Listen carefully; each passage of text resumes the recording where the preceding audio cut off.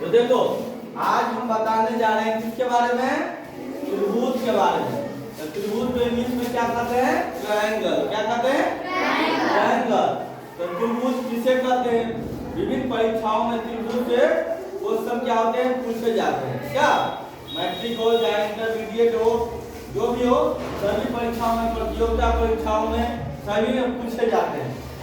तो त्रिभुज किसे कहते हैं, तीन भुजाओं से घिरे क्षेत्र। त्रिभुज में तीन भुजा होते हैं, तीन कोण होते हैं, तीन शीर्ष होते हैं, हम आगे बताएंगे। तो त्रिभुज की सिंपल परिभाषा हम याद रखेंगे कि तीन भुजाओं से घिरे क्षेत्र को क्या कहेंगे, त्रिभुज कहेंगे। समझ में आ गया।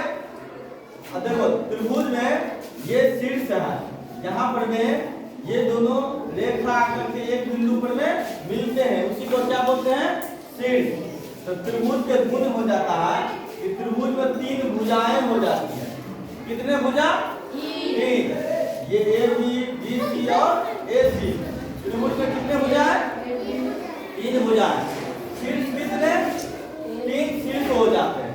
शीर्ष कितने होते हैं, तीन।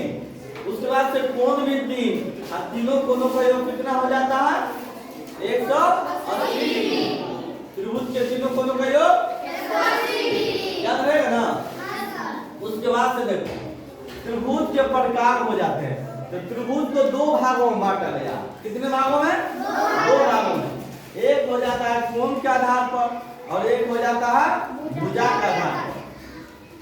कोई पूछे त्रिभुज को कितने भागों में बांटा गया, तो तीन भागों में नहीं कहेंगे, कहेंगे दो ही भागों में। किसके आधार पर, एक कोण के आधार पर और दूसरा भुजा के आधार पर। अब कोण के आधार पर में कौन कौन होता है, अब भुजा के आधार पर कौन कौन होता है, हम आगे बताएंगे। इतना समझ में आ गया ना, इतना याद हो जाएगा। और उसके बाद से त्रिभुज के जो गुण है वो याद कर लेना। समझ में आ गया इतना।